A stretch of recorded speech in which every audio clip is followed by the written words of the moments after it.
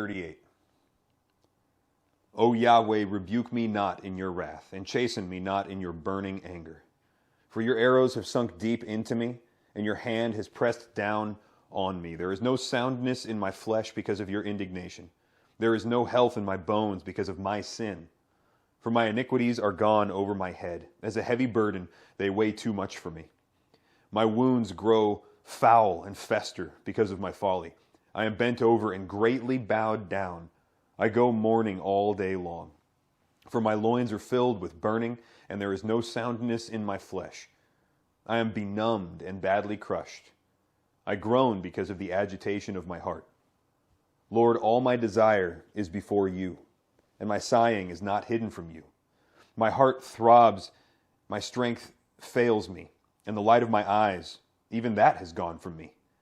My loved ones and my friends stand aloof from my plague, and my kinsmen stand afar off.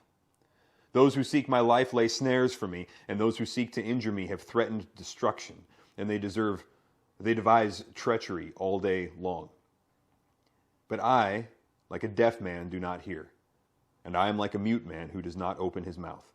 Yes, I am like a man who does not hear, and in whose mouth are no arguments. For I hope in you, O Yahweh. You will answer, O Lord my God. For I said, may they not rejoice over me, who, when my foot slips, would magnify themselves against me. For I am ready to fall, and my sorrow is continually before me. For I confess my iniquity, I am full of anxiety because of my sin. But my enemies are vigorous and strong, and many are those who hate me wrongfully. And those who repay evil for good, they oppose me, because I follow what is good. Do not forsake me, O Yahweh. O my God, do not be far from me. Make haste to help me, O Lord, my salvation.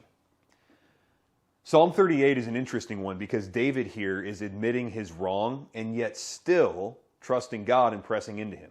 And this is something that we naturally don't do very well or very often. We don't trust God with our sin. Now, in a sense, this is just Christianity 101, right? You confess your sin. 1 John 1:9, one of the most comforting verses in the Bible. If we confess our sin, he is faithful and just to forgive us our sin and to cleanse us from all unrighteousness. Have you sinned again? There's cleansing again available. You confess, he cleanses. This is the way the relationship works inside of the blood of Christ for his children, right? And so like in verse 18, for example, he says, for I confess my iniquity, I am full of anxiety because of my sin. You see, David was not right in whatever he did leading up to this. He did say that in verse 20 that he follows what is good. So he may be following God in life, but he has transgressed. He has sinned somewhere on that path. And who can't relate to that, right? So he is suffering now from apparently some diseases and apparently just the results of his own sin. And what does he do? Well, if you take a look at all this explanation of his sin and the suffering it has caused for the first 8 verses, and then right in verse 9 he says, Lord, all my desire is before you, and my sighing is not hidden from you. In other words, he says, I am in pain, and much of it I have caused myself.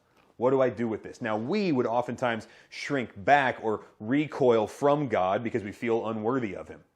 And God's like, hey, if you were worthy of me, you wouldn't need me to come and save you. The terms of the relationship is that while we were yet sinners, Christ died for us, Romans 5:8. Right? God comes to the unworthy. That's good news. That's the gospel. And so what we ought to be doing is understanding the gospel as David did and pressing into the gracious God who is full of loving kindness, whose mercies are new every morning. A lot of you guys listening to this have sins that are weighing on your conscience. What do you do with them? Well, you got a few choices. You could just ignore them and pretend they're not there. You could press into your sins until they become comfortable and you repeat them so they don't bother your conscience so much anymore. I wouldn't do that. That's the way of death. Or you could take them to God and say, okay, I trust you with my sin. That's uncomfortable. It's not natural, right? You're going to have to make some intentional decisions in order to do that. And yet, that's exactly what David does here. And it made it into the Bible. Okay? It was a psalm for us to read and recite and sing. It wound up being an example for us. So whatever that thing is that you know you need out of your life or you feel terrible is in your past, I would just encourage you to think about it. Just call it to mind. Spend a minute thinking about it and letting the sting of that sin sink in for a few minutes. And then take it to God and just say, I trust you with my sin. I can trust you with my good days. I trust you with my bad ones too. I can trust you with the bad days that I didn't bring on myself. I can also trust you on the bad days that are completely my fault. Trust God with your sin. In fact, on this depends your salvation. Do you trust Him to take away your sin? If so, apply it to whatever one you just called to mind upon my suggestion here. Trust God with your sin, because that is the way of discipleship as David shows us.